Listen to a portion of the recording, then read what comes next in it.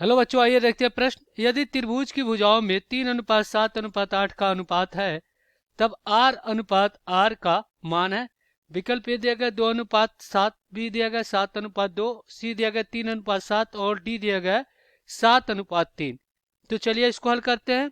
सबसे पहले तो हम क्या करेंगे, यहाँ पे मुख्य अवधारणा लिखेंगे। मुख्य अवधारणा, तो ये क्या होगा इस प्रश्न के लिए। तो देखिए यहाँ पे हम क्या कर रहे हैं, एक त्रिभुज बना रहे हैं। ये आपका त्रिभुज है, ये आपका ए बी सी एक त्रिभुज है, जिनकी भुजा ये जिनकी भुजा ए बी और ये क्या आपका सी है। तो इस त्रिभुज का परिमाप क्या हो जाएगा, एस बराबर ए प्लस बी प्लस सी और बटा में क्या हो जाएगा, ये हो जाएगा 2। और इसका क्षेत्रफल अगर ज्ञात करना हो तो ये क्या हो जाएगा, ये हो जाएगा त्रिभुज का क्षेत्रफल वर्गमूल में क्या होगा, ये हो जाएगा एस कोष्टक में एस माइनस ए और फिर यहाँ पे क्या हो जाएगा गुणे में एस माइनस बी और फिर गुणे में क्या हो जाएगा एस माइनस सी। ये होगा इस त्रिभुज का क्षेत्रफल।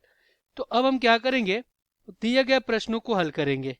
तो यहाँ पे मान लेते हैं, माना माना त्रिभुज की भुजाएं माना त्रिभुज की भुजाएं समान अनुपात में समान अनुपात अनुपात क्या है, x है। त्रिभुज का हमने क्या किया, समान अनुपात मान लिया, x जो भुजा है।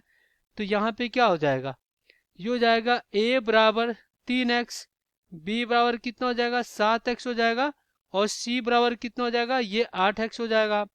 तो यहाँ से इसका अगर हम परिमाप निकाले तो s बराबर क्या हो जाएगा 3x प्लस 7x प्लस कितना 8x और बटा में कितना 2। तो यहाँ से कितना हो जाएगा 10 8 18x, 18x और बटा में 2, तो 9 दूना 18। तो यहाँ से ये क्या आ जाएगा, ये आ जाएगा आपका 9x।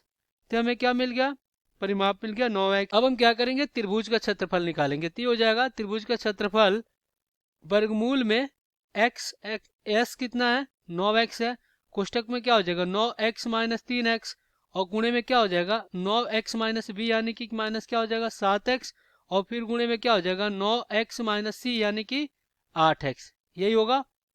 और इस प्रकार हो जाएगा। अब यहाँ पे त्रिभुज का क्षेत्रफल वर्गमूल में कितना हो जाएगा, देखिए ये हो जाएगा 9x और गुणे में इधर बचेगा 6x और गुणे में इधर बचेगा आपका 2x और गुणे में क्या हो जाएगा x हो जाएगा। तो यहाँ से त्रिभुज का क्षेत्रफल वर्गमूल में कितना हो जाएगा, ये देखिए 9 छक्के 54, 54 दूना कितना हो जाएगा 108 हो जाएगा। तो यहाँ पे क्या हो जाएगा 108 और x की घात 4 होगा। अब थोड़ा सा और इसको सरल करें तो यहाँ पे आपका क्या आ जाएगा, ये आ जाएगा वर्गमूल में, ये हो जाएगा अपना 6 गुणे x का क्या हो जाएगा वर्ग का पूर्ण वर्ग और गुणे में 3 हो जाएगा, यानी 6 का 36 यहाँ 108। तो यहाँ से क्या आ जाएगा त्रिभुज का क्षेत्रफल जो आएगा वो आ जाएगा 6x का वर्ग और वर्गमूल में 3 आ गया। अब हमें क्या करना है, परिवृत्त की त्रिज्या निकालना है।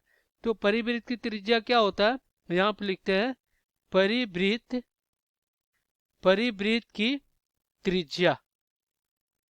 परिवृत्त की त्रिज्या क्या होगा, ये हो जाएगा आर बराबर, ये होता है त्रिभुज के भुजाओं का गुणनफल यानी कि ए बी सी और बटा में क्या होता है 4 गुणे त्रिभुज का क्षेत्रफल। तो यहाँ से अगर हम इसको ज्ञात करें तो ये हो जाएगा आर बराबर 3x गुणे में 7x और गुणे में 9x और बटा में 8x, सॉरी ये कितना है 8x और बटा में आपका क्या हो जाएगा, तो ये क्या हो जाएगा 4 गुणे में 6x का वर्ग और वर्गमूल में कितना हो जाएगा 3 हो जाएगा। अब अगर हम क्या करते हैं, इसको विभाजित करते हैं। तो 4 दूना 8 ये हो गया विभाजित, यहाँ पे 3 दूना ये 6 और फिर ये 2 से ये 2 कट गया। अब यहाँ से देखिए 2x है, तो यहाँ पे इन 2x से क्या हो गया, ये 2x कट गया। ऊपर क्या बचेगा अपने पास, यहाँ पे 7x बचेगा और नीचे क्या बचेगा वर्गमूल में 3 बचेगा। तो यहाँ से जो इसकी त्रिज्या आ गई वो कितनी आ गई 7x और बटा में वर्गमूल में 3। अब हम क्या करेंगे, अंतःवृत्त की त्रिज्या निकालेंगे। ये तो हमें क्या मिल गया, परिवृत्त की त्रिज्या मिल गई। अब हम अंतःवृत्त की त्रिज्या निकालेंगे। तो चलिए इसको भी निकाल लेते हैं। तो यहाँ पे लिखेंगे अंतःवृत्त की त्रिज्या, अंतःवृत्त की त्रिज्या ये क्या हो जाएगी, r बराबर ये होता है आपका त्रिभुज का क्षेत्रफल बटा परिमाप, तो ये s हो गया। तो यहाँ से r बराबर क्या हो जाएगा, त्रिभुज का क्षेत्रफल कितना आया था, यह आया था 6x का वर्ग गुणे में वर्गमूल में 3 और बटा में क्षेत्रफल कितना 9x। तो यहाँ से क्या होगा, 1x से 1x कट जाएगा, 3 दूना 6 और यहाँ पर 3 तरीका 9 हो गया। तो यहाँ से आपका क्या हो जाएगा, r बराबर 2 वर्गमूल में 3x और बटा में कितना हो जाएगा, ये हो जाएगा आपका 3। तो अगर हम क्या करें, यहाँ पे वर्गमूल में 3 से अंश तथा हर में गुणा कर दे, तो 2 वर्गमूल में 3 और बटा में 3 और गुणे में क्या हो जाएगा, वर्गमूल में 3 और गुणे में क्या हो जाएगा, वर्गमूल में 3। यहाँ पे x भी है, तो यहाँ से आपका क्या हो जाएगा, तो यहाँ पे r बराबर कितना हो जाएगा, 2 गुणे x गुणे 3 और बटा में 3 वर्गमूल में 3। तो ये 3 से 3 कट गया, तो यहाँ पे क्या हो जाएगा, 2x बटा वर्गमूल में 3। तो यहाँ से r आ गया 2x और बटा में क्या हो जाएगा, वर्गमूल में 3 हो जाएगा। अब दोनों का अनुपात क्या हो जाएगा, r बटा, अगर हम क्या करें r निकाले तो r कितना आपका, यहाँ पे देख लेते हैं, r हमने 7x बटा वर्गमूल में 3, तो यहाँ पे बड़ा वाला r कितना आया था 7x और बटा में वर्गमूल में 3 और बटा में छोटा वाला r कितना हो जाएगा 2x बटा में वर्गमूल में 3, यही होगा।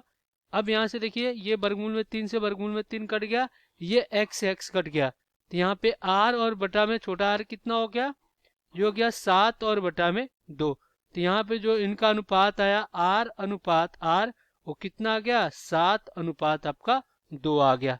तो ये हो जाएगा आपका उत्तर हो जाएगा। अब हम विकल्प में देखेंगे कि कौन सा विकल्प सही हो रहा है, तो आइए देख लेते हैं यहाँ पे। तो यहाँ पे विकल्प बी सही हो जाएगा। आशा करते हैं बच्चों ये प्रश्न आपको समझ में आया होगा। धन्यवाद।